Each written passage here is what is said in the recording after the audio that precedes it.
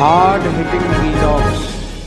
Hello viewers, भाई आज के हमारे वीडियो का टॉपिक है अंदर लालू पर सवालों की झड़ी।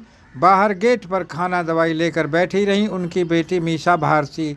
दोस्तों, बिहार में न सिर्फ राजनीतिक भूचाल आया बल्कि लालू प्रसाद यादव पर भी कहर टूटा है। रेलवे में ज़मीन के बदले नौकरी घोटाले में ईडी की टीम ने उनसे घंटों पूछताछ भी सामान्य नहीं रही। ईडी के अफसरों ने सवालों की झड़ी लगा दी। लालू ज़्यादातर सवालों के जवाब नहीं दे पाए। दूसरे शब्दों में कहें तो उन्होंने चुप्पी और टाल मटोल की नीति अपनाई। हालांकि लालू यादव के लिए ईडी, सीबीआई और अदालतों का चक्कर लगाना कोई नई बात नहीं है।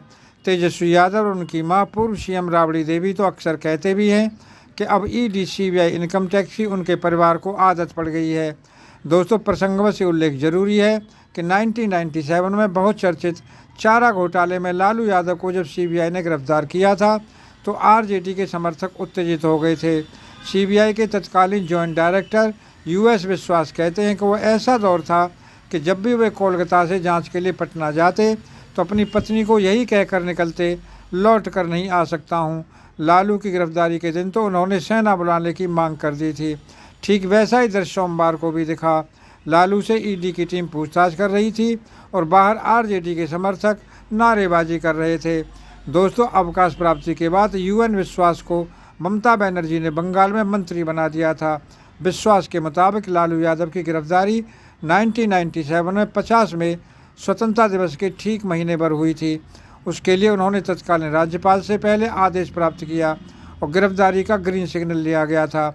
उन्हें लालू प्रसाद के समर्थकों के हंगामे का अंदेशा था, इसलिए आर्मी बुलाने की मांग भी की थी। ठीक वैसा ही नज़ारा सोमवार को भी देखने को मिला। लालू यादव ईडी के पटना दफ्तर पहुंचे तो बाहर समर्थकों का जमावड़ा भाजपा और पीएम मोदी के खिलाफ नारेबाजी कर रहा था। इतना ही नहीं, राज्यसभा की सदस्य और लालू यादव की बेटी मीसा भारती भी ईडी दफ्तर के बाहर लालू के लिए दवाई और खाना लेकर बैठी रहीं। ईडी की टीम जिस समय लालू यादव से अंदर पूछताछ कर रही थी उस वक्त राष्ट्रीय जनता दल के कई विधायक विधान परिषद सदस्य जमे रहे। लालू की हेकड़ी तब गायब हो गई जब ईडी दफ्तर पहुंचने के बाद उनकी गाड़ी को कैंपस में घुसने से सुरक्षा कर्मियों ने रोक दिया। उन्हें करीब 30 मिनट तक ईडी के गेट पर ही इंतजार करना पड़ा। लालू गाड़ी में बैठे बैठे इंतजार करते रहे।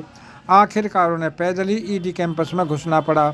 लालू को साथ लेकर सांसद मीसा भारती कैंपस के अंदर गईं, लेकिन मीसा को अधिकारियों ने बाहर निकाल दिया।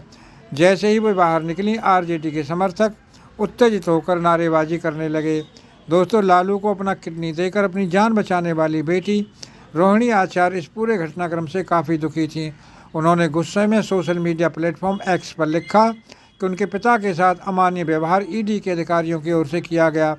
रोहिणी ने लिखा कि आप सबको पता है पापा की हालत, बिना सहारे चल नहीं सकते, फिर भी बिना उनके सहायक के गेट के अंदर घुसा लिया। रोहिणी ने लोगों से इस मामले में मदद भी मांगी।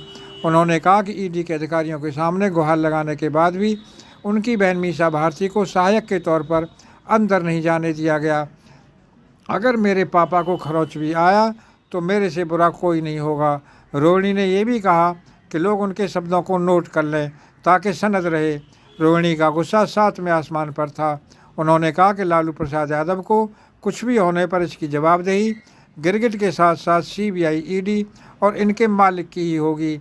शायद उन्होंने गिरगिट विशेषण का इस्तेमाल नीतीश कुमार और मालिक का भाजपा सरकार के लिए किया था। दोस्तों, अगर आपको वीडियो पसंद आया हो तो चैनल को सब्सक्राइब करें, वीडियो को लाइक करें, ज़्यादा से ज़्यादा शेयर करें। आप लोगों का बहुत बहुत धन्यवाद। Thank you very much.